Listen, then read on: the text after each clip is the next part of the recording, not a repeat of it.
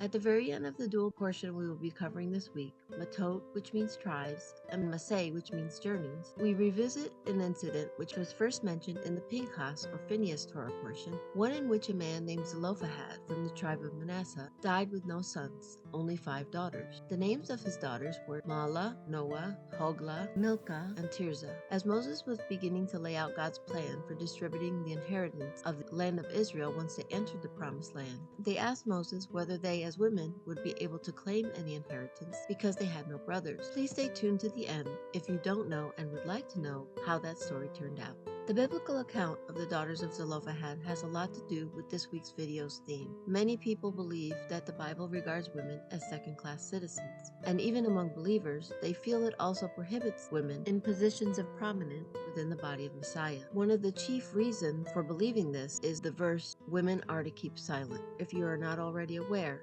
I am thankful to the Lord to be an ordained minister, specifically a pastor. Throughout this time, even just recently, it has been directly stated to me that I should not be one, referencing verses like women should be silent and women should not have authority over a man. Because it is my aim to do my best to make sure that I am not in error in my service to the Lord, I have gone back to revisit and study those verses in the scriptures. I hope you will bear with me as I attempt to unpack verses like these in the renewed covenant in the context of the Bible as a whole. In the renewed covenant, there is a list of 5 offices: apostle, prophet, evangelist, pastor, and teacher. There are also some titles and job functions that God gives which use spiritual gifts to accomplish different tasks. When we are in Messiah Yeshua, we are all kings or royalty and priests. But we can also be warriors, like prayer warriors, workers, servants, and much more. There are quite a few times that women did these things and also held prominent positions throughout the Tanakh. Miriam was a prophetess. Sarah was God's royal one. Rachel was a shepherdess, another word for pastor. Deborah was a prophetess and a judge of Israel. Abigail averted a war. Jael defeated Baruk's enemy Sisera. Huldah was a prophetess. Esther, a queen who saved her people. The Proverbs 31 woman had her own business. She bought and sold property and so on. After the birth of Yeshua in the renewed covenant, before the time of Paul, women had important positions. Some of them are Anna, a widowed woman who was in the temple when Yeshua was brought in for his circumcision. She was a prophetess, a prayer warrior, and an evangelist, speaking of him to all them that look for redemption in Jerusalem. At the wedding of Cana, Miriam, or Mary, Yeshua's mother, said, "Do whatever he tells you." If we look at it biblically, Mary was a teacher. The Samaritan woman was an evangelist. She told everyone in town about Yeshua. Mary Magdalene was the first apostle. She was sent by Yeshua to the disciples. But then we get to the time of Paul, that was about 30 years after the death of Yeshua, which seemingly overturned all of this, at least in the understanding of some believers today. Before we go forward to help with understanding where I am coming from, I would like us to go back a little bit to a time in our history when my hubby and I had a tough time accepting the teachings of Paul and what the Lord subsequently taught us. Throughout our Christian upbringing, we used to sit in churches where we heard teachings about Paul that directly contradicted the teachings of Yeshua or Jesus. There came a point where we were tempted to disregard Paul entirely and strike him from the Bible completely. Then the Lord had us embark on this journey into Messianic Judaism, where we learned that Peter said that Paul was difficult to understand and that his words could be easily twisted to say things he didn't mean. We also learned that Paul did not convert to Christianity. Paul was a Jew who accepted Yeshua as his Messiah, thus making him a Messianic Jew. And everything Paul taught and did had something to do with Judaism, the faith of Yeshua, the King of the Jews, whom he did not contradict, and that Paul spent the rest of his life converting people from all walks of life and from all over the pagan and Jewish world to Messianic Judaism, not Christianity. Remember, in the Bible, Christianity was initially used as an insult, and from the time of the disciples to Revelation, no follower of Yeshua ever referred to themselves as a Christian. Now, we fully believe that almost everything we have previously been taught about Paul when we were Christians has been a twisted version of what he was really intending to say. Now, whenever we hear a verse coming from Paul's letters or a teaching about Paul's letters, if it seems to contradict Yeshua or the Tanakh in any way, we are convinced that it is either a misinterpretation or a blatant twisting of his words. Please don't take our word for it. If you really study what Paul is saying in context and use the original Greek terms and learning about customs of the time for better understanding, it is quite possible to confirm this. Case in point, it was common teaching that because Paul said women are to keep silent, and I forbid a woman to teach or have authority over a man, it dictated that women were forbidden from speaking out on important matters or having any authority positions in the assembly of the Lord. We have seen this done with our own eyes. I hope you will join me as I attempt to reconcile these discrepancies of translation and cultural significance so that we can come to a better understanding of Paul's intentions in the renewed covenant epistles. As said before in Ephesians 4:11, it was Paul himself who was the one to state that the Lord himself gave some to be apostles, some prophets, some evangelists, and some pastors and teachers. Furthermore, in Paul's own writings, he mentions women that occupied these offices. Priscilla, aka Prisca, was a pastor, a teacher, a laborer. A further note about Priscilla, she is a woman in Paul's writings who is mentioned first before her husband. Phoebe was a servant. In Greek, the word diakonos, which means deacon. Junia was an apostle. Euodia and Syntyche were laborers and co-leaders of a home church. Apphia was a co-leader of a home church. Mary, Tryphena, Tryphosa, and Persis were workers and laborers. There are more examples, but I believe you get the point. He desired for every follower of Yeshua to prophesy, even women, as you can see through the following verse. Every woman who prays or prophesies with her head uncovered dishonors her head, for that is one and the same as if her head were shaved. His whole point is that a woman should be under authority. That is a difficult concept in our modern world, where everyone just does their own thing. But authority is very important to God, and it is symbolized by coverings. And for women, mainly married women, this is represented by a head covering. I know this is a subject that causes much debate, but if you haven't seen it and would like to learn more about what I believe about head coverings, my video about head coverings will be linked in the description box. So now we come to the verses that people use, I believe erroneously, to limit the ability of women not only to be leaders in the assemblies of the Lord, but also to not speak at all, to see if that is what is really being said, or if Paul's words could possibly be misunderstood or misinterpreted, because as we mentioned before, Paul is very easily misunderstood, so we have to be careful of how we read what he wrote. So the first passage says, "Let your women keep silent in the churches, for they are not permitted to speak, but they are to be submissive, as the law also says. If there is anything they desire to learn, let them ask their husbands at home, for it is shameful for a woman to speak in church." I believe that the key to those two verses is, if there is anything they desire to learn.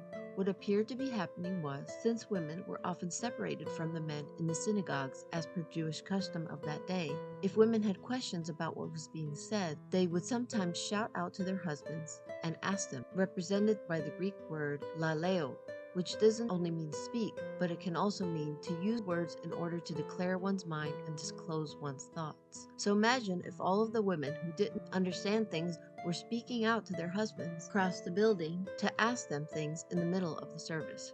In Paul's view, this speaking out was disrupting the service and the order that is supposed to exist in the Lord's house. According to this passage, he felt this was shameful and should not be done. The next passage is, "Let a woman learn quietly with all submissiveness. I do not permit a woman to teach or exercise authority over a man. Rather, she is to remain quiet." In the King James, it actually says silent. In this translation, it almost sounds like the woman has been read her Miranda rights and she has the right to remain silent, doesn't it? To begin, there are two important words in this passage.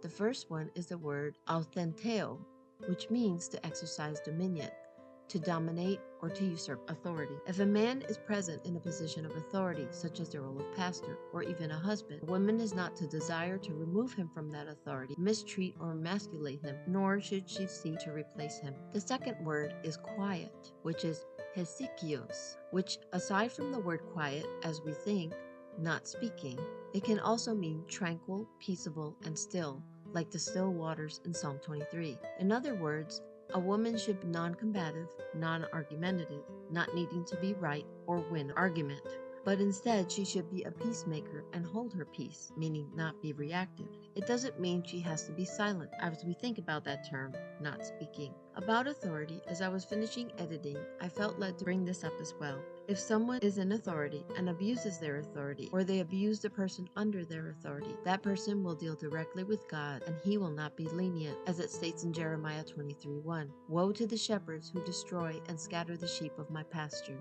says the Lord. That can be through either words or actions. So please don't feel bad being under authority as if your voice is silenced and your hands are tied. Remember that God will be more lenient with you when the day of judgment comes than he will be with authority figures. That's why the Lord wants us to pray for those in authority. If we get authority or if we take it for ourselves, his judgment is much more harsh. In God's kingdom, those who lead should be serving others, not themselves. I pray that gives you a measure of peace in your heart if you are struggling to be under authority or to submit to someone who is in authority. That being said, there is a woman in Scripture that is not to be in authority at all. I believe that spirit is at work in this current world, and our spiritual battle is at war with her. It is written that in the end time she will be at war with the Lord himself. This infamous woman's name is Jezebel. This is what the book of Revelation says. And to the angel of the church in Thyatira write, "These things says the Son of God, who has eyes like a flame of fire, and his feet are like fine brass. I know your works, love, service,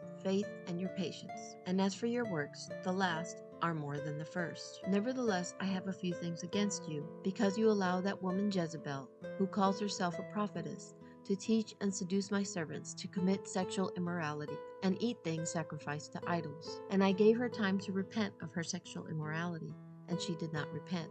Indeed, I will cast her into a sickbed, and those who commit adultery with her into great tribulation, unless they repent of their deeds. I will kill her children with death, and all the churches shall know that I am he who searches the minds and hearts, and I will give to each one of you according to your works." Some people believe the woman from that passage was possibly a leader named Jezebel from a church in Thyatira, but I believe that the Jezebel being mentioned is actually the manifestation of the spirit of Jezebel from the books of 1st and 2nd Kings, who is also quite possibly the false bride of Messiah, the bride of Satan himself. Jezebel is a type of woman that the Lord does not want to be indicative of his bride. As I have studied Jezebel, there are some qualities she possesses that we should be aware of and steer clear of.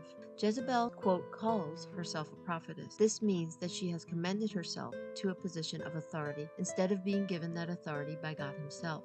Quote, "For not he who commends himself is approved, but whom the Lord commends." Jezebel is not a true prophetess, but is a destroyer of true prophets, indicated by the fact that she was actively seeking to destroy the prophet Elijah and all the prophets of God. Jezebel, past, present, and future, embodies the spirit of rebellion, especially against God, in the form of idolatry, sexual immorality, and the worship of self instead of submission to God. Jezebel is a usurper, as she was in the time of her husband, King Ahab. Jezebel was the boss, and she did not submit herself to her husband's authority. On the contrary, she dominated over him and gave orders without his consent. Jezebel teaches false doctrines, which are indicated by teaches and seduces my servants. The spirit of the adversary, Hasatan, the shining one, or the serpent from the Garden of Eden, sweet talks people into asking, did God really say? I believe that the type of woman that Paul was speaking about, who was not to teach or exercise authority, was this kind of woman, a woman with the spirit of Jezebel.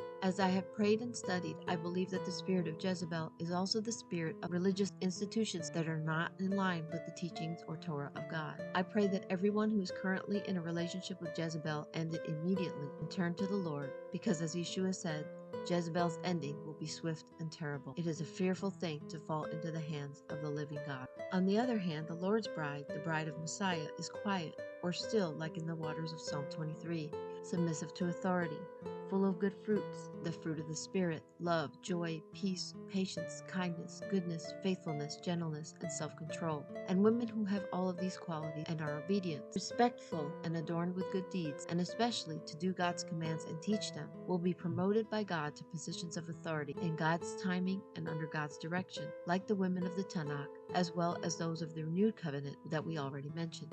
According to Yeshua's disciple Peter, the beauty of a woman of God is the hidden person of the heart with the incorruptible beauty of a gentle and quiet spirit, which is very precious in the sight of God. I believe that the whole point that Paul was attempting to make is for us to submit to one another and to work together in harmony or unity, all for the Lord's glory. There is neither Jew nor Greek, there is neither slave nor free, there is neither male nor female, for you are all one in Messiah Yeshua. And remember, men are also part of the bride of Messiah. Going back to what was discussed in the beginning with the daughters of Zelophehad, Moses sought the Lord, and the Lord decreed that they would indeed have an inheritance. Thank you so much for being part of this little channel that could. a small but growing community eager to learn and grow in the Lord Yeshua together. With the Matot-Masei portions, we come to an end to the book of Bamidbar, or Numbers, with some of the adventures and also misadventures of the Israelites as they traveled through the wilderness. Now we will say the traditional blessing that is said as we finish each book of the Torah, which is Chazak, Chazak, Benit Chazek. Be strong, and may we be strengthened. I pray your Matot-Masei Shabbat are blessed, and may the Lord richly bless all of you and your families.